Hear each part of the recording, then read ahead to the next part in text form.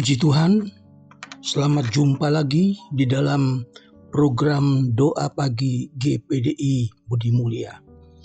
Tuhan baik, kita bangun dengan tubuh yang sehat, nikmati kemurahan Tuhan di hari yang Tuhan berkati.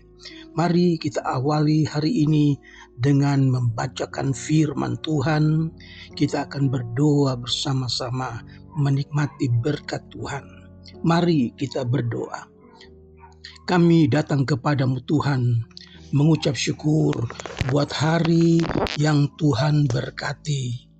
Kami mohon pimpinan Tuhan dalam program doa pagi ini dari awal sampai selesai.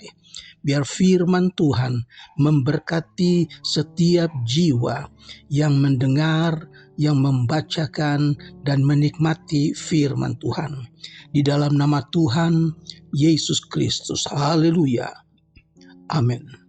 Puji Tuhan, Bapak, Ibu, Saudara sekalian, saya bacakan satu ayat yang terdapat dalam 2 Timotius pasal yang keempat, ayat yang kelima. 2 Timotius 4 ayat yang kelima. Tetapi kuasailah dirimu dalam segala hal. Sabarlah menderita. Lakukanlah pekerjaan pemberita Injil dan tunaikanlah tugas pelayananmu. Haleluya. Ini adalah surat dari Paulus kepada Timotius sebagai anak rohaninya yang dia sangat kasihi, saudara. Paulus katakan, kuasailah dirimu dalam segala hal. Dia katakan dan dia ingatkan, sabarlah menderita. Seorang pemberita Injil, seorang pelayan Tuhan, bukan berarti dia dapat melayani tanpa halangan. Dia dapat melayani dengan lancar, tetapi ada masalah yang datang, bahkan penderitaan yang dia harus alami. Tetapi Paulus katakan, sabarlah. Lakukanlah pekerjaan pemberita Injil dan tunaikanlah tugas pelayananmu. Ada beberapa hal yang Rasul Paulus katakan kepada Timotius. Yang pertama, sabarlah menderita. Paulus sudah alami, Paulus sudah rasakan bahwa menjadi seorang pelayan Tuhan, hamba Tuhan, masalah demi masalah, penderitaan dan aniaya itu dia alami sebegitu banyak kali, saudara. Itu sebabnya diingatkan lagi kepada Timotius, sabarlah menderita. Dia katakan, lakukanlah pemberitaan Injil dan tunaikanlah tugas pelayananmu. Lakukanlah tugas pelayananmu. Saudara, kalau kita perhatikan bagian pertama yang Rasul Paulus katakan, kuasailah dirimu dalam segala hal. Maksud Paulus ialah berjaga-jaga dan berlakulah bijaksana. Dan ini dapat menggunakan setiap kesempatan untuk menunjukkan kemurahan Tuhan. Berjaga-jaga terhadap apa, saudara? Berjaga-jaga terhadap godaan iblis. Berjaga-jaga tentang serangan iblis. Karena iblis menyerang jiwa-jiwa yang ada di dalam perlindungan, yang ada dalam tanggung jawab orang-orang yang dipilih Tuhan, rasul-rasul Tuhan, saudara. Berjaga-jaga terhadap musuh seperti tentara Gideon, berjaga-jaga terhadap musuh pada waktu minum. Tetapi yang terutama sekali berjaga-jaga atas diri kita sendiri agar kita tetap segar, kita tetap tegar, dan kita berkenan kepada Allah. Jangan sampai kita lupa diri dan membuat pelayanan kita menjadi pelayanan yang ternoda. Puji Tuhan, saudara. Kemudian dikatakan, lakukanlah pekerjaan pemberita Injil. Paulus maksudkan ini sebagai wakil dari rasul yang berjalan keliling mengunjungi jemaat-jemaat yang telah dibentuk oleh rasul-rasul dengan tujuan meneguhkan mereka dengan ajaran Tuhan. Setelah ia menguatkan dan ia menyegarkan kembali suatu jemaat Tuhan, ia mengunjungi jemaat-jemaat yang lain. Dan tugas ini diberikan kepada Timotius dan Titus dan juga kepada rasul-rasul lain. Jadi mereka ini dijadikan sebagai penjaga, pemeliharaan jemaat. Kemudian dikatakan, tunaikanlah tugas pelayananmu. Paulus ingin agar Timotius bekerja dengan giat untuk Tuhan. Timotius harus sabar dalam penderitaan, menjadi hamba Tuhan yang setia. Apalagi menghadapi banyak ajaran palsu, pelajaran-pelajaran sesat yang mulai timbul pada waktu itu, saudara. Ini merupakan tantangan yang sangat besar dan sangat berat buat hamba-hamba Tuhan, saudara. Pemberita Injil yang setia tidak akan kecewa karena penderitaan itu. Diingatkan supaya tidak kecewa, tetap jalan, tetap maju walaupun sengsara. Puji Tuhan, nasihat ini diberikan karena pengajaran-pengajaran sesat itu sudah mulai masuk ke dalam jemaat Tuhan. Seorang pemberita Injil harus berani menyatakan apa yang salah. Ketika dia melihat ada pengajaran-pengajaran yang tidak benar, pengajaran-pengajaran yang sesat, dia harus berani nyatakan. Dia harus berani mengkritik dan menghalanginya, saudara.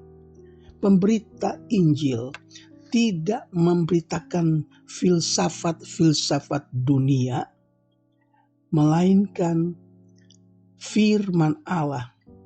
Dan ini adalah kewajiban untuk diajarkan kepada semua orang. Puji Tuhan. Paulus ingin agar orang-orang percaya harus teguh berdiri dan berani mengabarkan Injil dan bersaksi tentang Tuhan. Haleluya. Orang-orang yang dipercaya, orang-orang yang diutus untuk menjadi pemberita Injil, mereka mengajar kebenaran Kristus. Kemudian dikatakan kewajiban pemberita Injil dalam masa yang sukar. Dalam 2 Timotius pasal yang keempat ayat 1-6, kita melihat bahwa Tuhan tidak tinggalkan hamba-hambanya, walaupun mereka ditinggalkan oleh banyak orang. Pemberita Injil bertanggung jawab kepada Kristus yang telah mempercayakannya sebagai wakil-wakil Tuhan. Puji Tuhan, di akhir zaman banyak orang akan berpaling dari pengajaran yang benar dan akan menerima filsafat-filsafat dunia serta akan menolak ajaran-ajaran yang benar, akan menolak Injil Kristus. Dan ini adalah tantangan.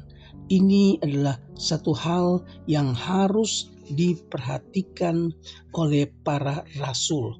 Itu sebabnya para rasul harus tabah dan tidak kecewa walaupun menderita. Hendaklah kita tetap setia mengabarkan firman Tuhan yang murni. Firman Tuhan yang murni, yang diterima dari Tuhan sendiri melalui rasul-rasulnya. Mahkota Tuhan sediakan, pahala Tuhan sediakan buat mereka yang setia. Puji Tuhan, bersyukur kalau sampai hari ini kita masih ada di dalam kasih dan pimpinan Tuhan. Tantangan demi tantangan, masalah demi masalah, tetapi pertolongan Tuhan tidak pernah berhenti. Kita rindu kedatangan Kristus yang kedua kali. Tetapi sebagian dari orang-orang yang percaya, mereka tidak setia. Berarti mahkota yang telah Tuhan sediakan kepada mereka, Tuhan berikan kepada orang lain. Oleh sebab itu, tetaplah semangat, tetaplah setia sampai akhir. Puji Tuhan, seorang pemberita Injil hidup dari Injil. Seorang pemberita Injil memberitakan Injil, membawakan Injil, mengajar orang tentang firman Allah, maka dia itu hidup dari Injil. Tuhan pelihara, Tuhan jaga. Jangan sampai seorang pelayan Tuhan, pemberita Injil, mati karena tidak ada makanan. Tapi justru seorang pemberita Injil, seorang hamba Tuhan, hidup berkelebihan dari kasih Tuhan. Puji Tuhan, saudara-saudara, Paulus katakan bahwa memberitakan Injil Kristus itu adalah utusan dari Roh Kudus. Roh Kudus yang mengutus seseorang untuk menjadi pemberita Injil. Itu yang dialami oleh Rasul Paulus, saudara. Dalam Kisah Rasul pasal 13 ayat yang kedua dikatakan seorang pemberita Injil hidup dari pemberitaan Injil, saudara. Pemberita Injil itu dipimpin oleh Roh Kudus. Bahkan dalam 1 Korintus pasal 9 ayat 6, celakalah aku jika aku tidak memberitakan Injil. Dikatakan dengan jelas, celakalah aku kalau aku tidak memberitakan Injil. Haleluya. Lakukanlah pekerjaan pemberita Injil dengan hati yang rela, dengan hati yang penuh ucapan syukur, karena ini adalah pekerjaan Tuhan yang Tuhan utus kepada orang-orang yang khusus. Haleluya. Lakukanlah pekerjaan pemberita Injil.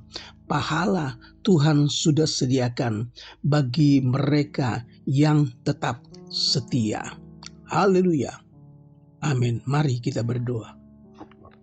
Kami mengucap syukur Tuhan buat berita firman Allah yang datang hari ini kepada kami, supaya kami sadar hidup kami adalah kemurahan Tuhan, dan Tuhan kiranya pakai kami juga, supaya kami bersaksi, kami memberitakan firman Allah kepada orang lain, supaya bukan hanya kami yang diberkati, bukan hanya kami yang selamat, tetapi orang lain juga akan diberkati dan akan selamat. Terpujilah namamu Tuhan. Hamba-Mu berdoa buat jemaat Tuhan yang sedang sakit. Kami tidak beritakan nama-nama, tetapi mereka yang dirawat di rumah sakit, mereka yang terbaring lemah di rumah, mari Tuhan, bilur-bilur Yesus menyembuhkan sakit penyakit dari umat-Mu Tuhan. Terima kasih, kami percaya Engkau adalah dokter kami yang besar, dokter kami yang berkuasa. Jamah sembuhkan mereka dalam nama Yesus. Hamba-Mu berdoa juga buat jemaat yang belum mendapat pekerjaan, mereka yang sedang mencari pekerjaan, mari Tuhan buka jalan, berkati mereka. Terima kasih Tuhan Yesus, kami berdoa untuk keluarga-keluarga Kristen yang sedang menanggung beban yang berat. Mereka yang mempunyai beban hidup yang berat, mari Tuhan datang, berkati mereka, angkat beban mereka, dan ada ucapan syukur dari mulut mereka bahwa Allah tidak tinggalkan mereka. Terima kasih, kami berdoa buat bangsa dan negara kami Indonesia. Berkati Indonesia, Bapak Presiden, Bapak Wakil Presiden, semua staf menteri dari pusat sampai daerah. Tuhan berkati. Berkati Indonesia, nama Tuhan dipuji dan dibesarkan. Kami akhiri di dalam nama Tuhan Yesus Kristus. Haleluya. Amin.